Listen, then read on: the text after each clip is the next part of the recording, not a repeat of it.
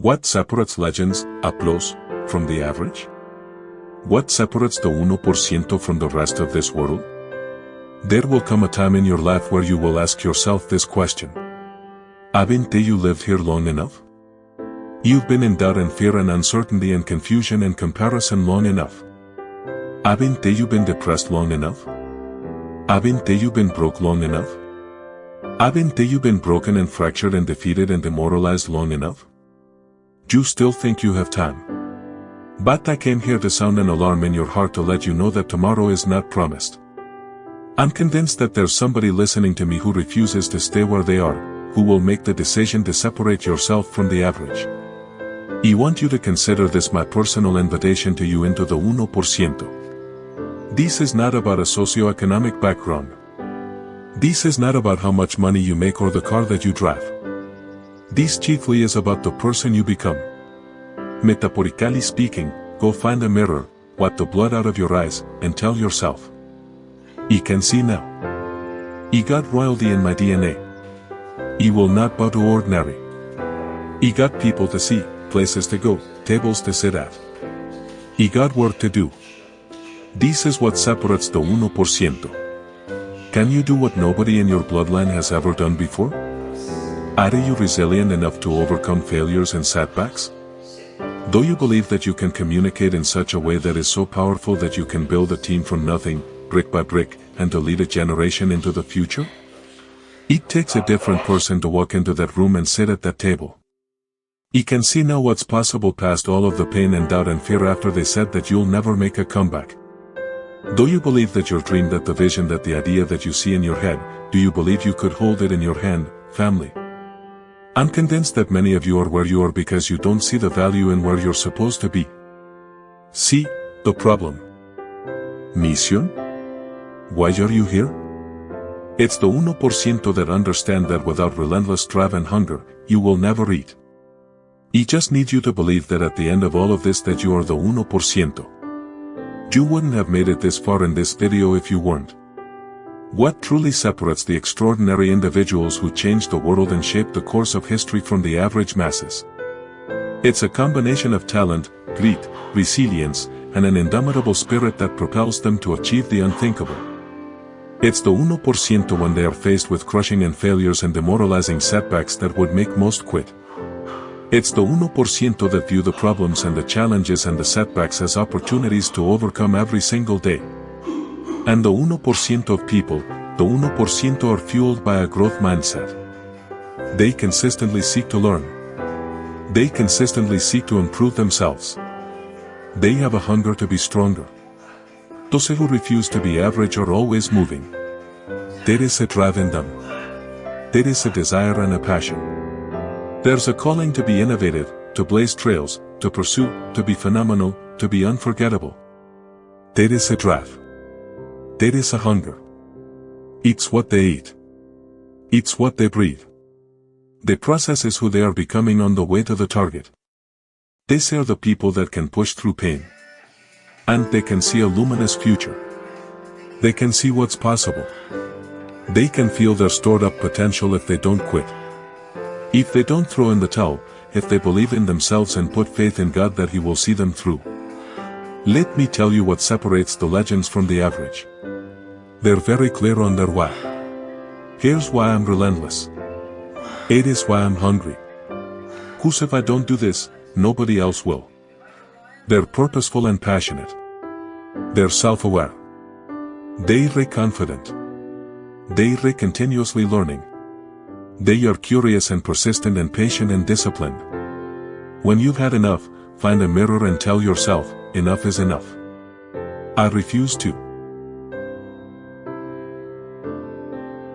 Completely devoted to my level 1 priority. Type it in the comments. Why not me? You're talented enough. You're hungry enough. So do it. You're the first pick. You are the only option. And there will never be another way. Believe that it's you. It's always been you. You've got everything you need to go to the next level, to obliterate glass ceilings and move forward. It is possible that if you could just focus and stay committed and be determined and direct your attention to what it is that you've been destined to have, you can have it. Do not settle. Do not think that where you are and what you see is all you will ever have. There is more. But change doesn't always come to you. It comes from you. Decide that you want to change your life. Decide that you know it's time. Decide that you've been here long enough. Come to the result that you understand. You are aware and you have accepted that you have been broken and weary and annoyed long enough. The problem with many of you is that you are surrounded by people who ask you the wrong questions. This is why when you're making decisions to change your life, you can't talk to people who are on your level because they're going to tell you it makes sense to stay here and just make here better. When you know there is something higher that is calling you, there's a better quality of life. There is an abundance. There is an expectation, a passion, a new life that is calling you. And everybody on your level would try to convince you to stay here with them because they're stuck in a place called comfort. Are you willing to be uncomfortable? I remember back when I was cleaning toilets for a living and I would run into wealthy people every now and then, and oftentimes the reverberating theme that they would all seem to throw out is that, Marcus, you got to make investments. If you're going to be financially fit, fiscally disciplined, you got to pay to play. You got to make an investment. I knew that I wanted something. Arena that you walk in, do you know why you want to change? Because once you get a why, you become dangerous. You are a person of vision and valor and discipline. You got this thing. Why, not you? Stop looking for everybody else to do it. Stop looking for everybody else to support it, believe in it, to hand it to you, to point you in the right direction. You have everything you need right now in this moment to take a step forward. You've got to stop waiting for the opportunity to come along. And you've got to learn to master the art and the privilege of creating the opportunity. Stop limiting yourself to what can come to you and focus on what needs to come from you to create, to pioneer, to trailblaze. The question that many people fail to ask is not where do I get the money to get the life, but who must I become to attract the money to get the life. And so we need to define who it is that we must become.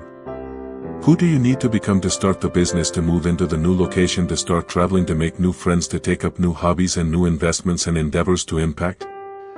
Who are you going to have to be caught? You got to identify those things that are holding you back. The places, the people, and the mindsets that are telling you you're not enough. It will not work. Turn back. Go back home. Who you must become is directly associated with what you have been called to do. Do you know why you want to change? Because once you get a why, you become dangerous. Why do you sweat? Why are you bleeding for it? Why are you sacrificing? Why are you pushing yourself and testing the limitations of your soul? Why are you working so hard? Why are you changing your belief systems? Why not you? What would it cost you if you quit now? What would it cost you if you stop fighting? We all have those moments when we want to quit, when we want to throw in a towel, where we don't see the end game, and the target is not clear. I know you think it's over, but you got to go again. Going to experience loss. You are going to have seasons in your life where you're not going to understand why and how you got where you are. So, you got this. There is more left in that tank. Keep striving. There's always another way, another approach, a different perspective, another angle that you can try. Not just harder, but you can try differently. Whatever the goal is, it's time to shatter the ceiling above your head, to break records, to shatter the status quo, to punch through targets. It's your time. You don't know what your dream is, but if you write it down and you put the work in and you beat on your craft and you give it everything you have and you give yourself to your work, at some point everything's going to begin to shift and change because you refuse to quit. No matter how many times I face this giant, I am surrounded by walls 100 times taller than me. They gotta saw down because I have made winning a habit. Continue on marching forward. Do not give up. I don't care how many times you have lost. I don't care how many people have counted you out. I don't care how many times you talked yourself out of it. You are breathing to win. You are breathing to live a life of abundance. Run on the field again. Step into the arena again. Try it one more time. And after you do that, you're going to come back for more. Go back and win. Let me tell you something you already know. There are enough people who have not believed in you. There are enough people who have walked away from you. There are enough people who told you don't have what it takes. You don't measure up. You will not finish. There are enough people that are counting you out. There are enough people that are saying you can't finish. Do not join them. A warrior only needs one more opportunity to reveal to the world that he is more than just a dreamer. I don't care what the scoreboard says. You have an opportunity to shock the world. It is in our nature to be very disempowering, pessimistic, negative.